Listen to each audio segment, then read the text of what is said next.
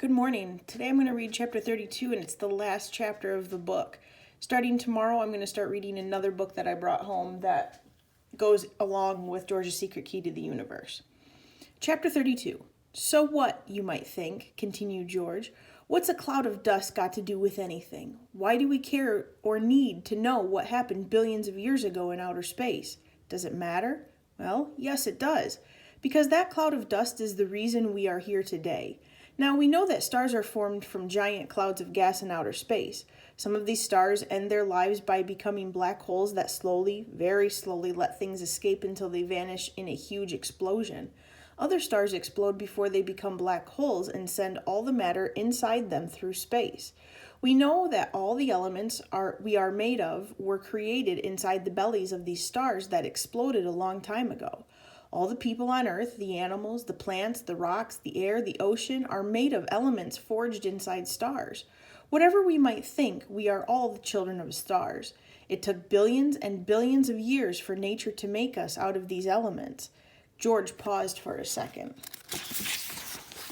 You see, so it took an incredibly long time to make us and our planet. And our planet isn't like any other planet in the solar system. There are bigger ones and more impressive ones, but they aren't places you could think of as home. Like Venus, for example, which is really hot, or Mercury, where one day lasts for 59 of our Earth days. Imagine that, if one day at school lasted 59 days. That would be pretty awful. George paused for a moment and then continued to speak, the whole hall hanging on his every word as he described some of the wonders of the solar system. Finally, he came to what he thought was probably the most important part at the end of his presentation. Our planet is amazing, and it's ours, he summed up. We belong to it. We are all made of the same stuff as the planet itself. We really do need to look after it. My dad's been saying this for years, but I've felt embarrassed by him. All I could see was how different he was from other parents. But I don't feel that way now. He's right to say we have to stop messing up the earth. And he's right that we can all try to just a little bit harder.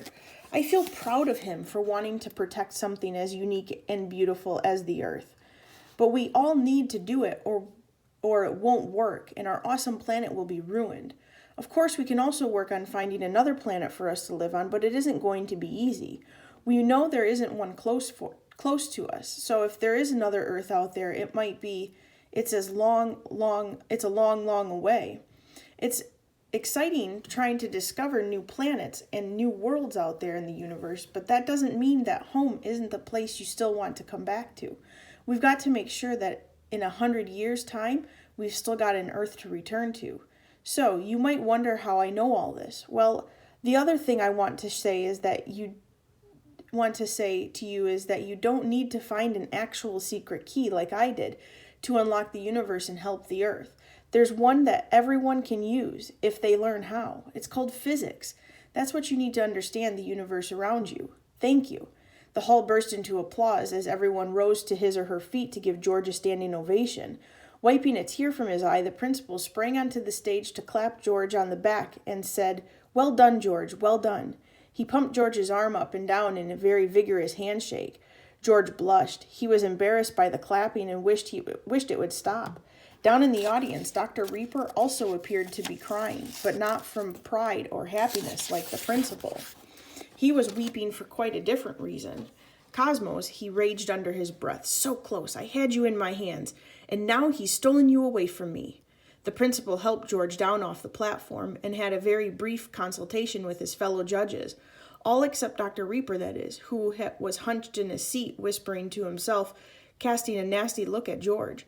Borrowing the gym teacher's whistle and blowing it very sharply several times, the principal brought the hall to an order again. "Ahem," he said, clearing his throat. "I would like to announce that this year's winner of the inter-school science presentation is, by almost a unanimous vote on the part of the judges, George Greenby." The school hall cheered. "George," the principal continued, "has given us a wonderful presentation, and I'm delighted to award him the first prize, which is this truly amazing computer, kindly donated by our sponsors." One of the other judges produced a large cardboard box from under the table and handed it to George. "Thank you, sir, thank you," said George, who was rather overwhelmed both by the experience and by the size of the box he had just been given. He staggered down the center aisle toward the exit, clasping his prize in both hands. Everyone smiled as he passed, except for one group of boys sitting at the end of the row, who were deliberately not clapping.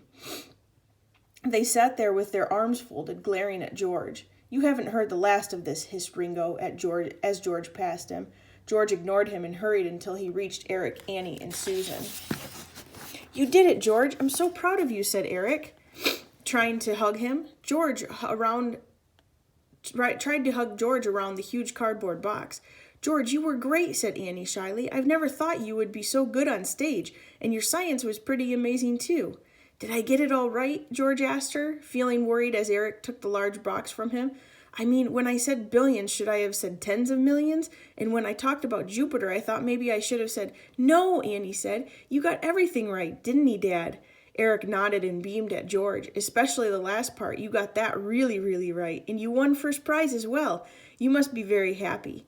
"I am," said George, "but there's just one problem. What are my parents going to say when I come home with a computer? They're going to be so angry." "Or they might be so proud," said a voice. George looked around and saw his dad standing next to Susan. His jaw dropped. "Dad," he said, "were you here? Did you hear my speech about science?" "I did," said his dad. "Your mother wanted me to come and pick you up from school. She was worried about you this morning. And I got here in time to hear your talk, and I'm very glad that I did, George, because you're right. We shouldn't be scared of science. We should be using it to help us save the planet and not close our minds to it." "Does that mean I can keep my computer?" squeaked George. George's dad smiled. "Well, I think you deserve it. Only an hour a week, though. Or maybe our homemade generator won't be able to keep up." There was a sudden commotion behind them, and their little group was rudely pushed to one side by Dr. Reaper, who was charging through the crowd in a great hurry. Following him were Ringo and the other members of his gang. They all looked mad. George watched them go and turned to Eric. "Aren't you going to do something about Reaper? Like punish him?" No," said Eric sadly. "I think Graham's punished himself quite enough already. Best leave him alone. I doubt our paths will cross again." But, said George, "Eric, I wanted to ask you, how did Reaper know where to find you? I mean, you could have gone anywhere in the world, but he was waiting for you here, and he was right. How did he know?" Well, the house next door to you," said Eric. "It belonged to my old tutor, the man in the photo with the beard." "But he disappeared," said George. "He only sort of disappeared," replied Eric. "I got a letter from him some time ago saying he was going on a very long journey and he didn't know if or when he'd be back. He told me he wanted me to have his house in case I ever needed somewhere to work on Cosmos. He couldn't have imagined that Graham would lie in and wait for me here for all those years." "Where did the old man go?" asked George. "He went..." Eric started. "Home," said Susan firmly. "Can I give you a lift?" she asked George's dad. "Oh, no," said George. "I've got my bike, and I'm sure we can balance the computer on the handlebars to get it home." "Dad," huffed George, "please, we might drop it." "I don't mind running George home," said Susan. "It might be cramped, but it's amazing what you can fit inside a Mini." Back at George's house that night, Eric, Susan, and Annie all stayed for a delicious supper of homegrown vegetables eaten by candlelight in the kitchen table. Eric and George's dad got into a long and very enjoyable argument about whether it was more important to look for a new planet or try to save this one, while Susan helped George set up his new shiny computer. Annie went out into the garden and fed Freddie, who was looking rather lonely in his sty. When she came back from chatting to the pig, she spent the evening dancing around George's mom, showing her all her ballet steps and telling her lots of tall stories, which George's mom pretended to believe. After they went home, leaving with lots of promises of eco warriors, talking to scientists at their conference, and trips to the Nutcracker together, George went upstairs to his room. He was very tired. He got into his pajamas but didn't close the curtains. He wanted to look out of the window as he lay under his comforter. It was a clear evening, and the night sky was studded with brilliant, twinkling stars. As he watched, a shooting star fell across the dark background, its long, shiny tail blazing with light for a few seconds before it melted into nothing. "Perhaps the shooting star is a piece of the comet's tail," thought George as he fell asleep. As a comet passes the sun, it warms up, and the ice on it starts to melt.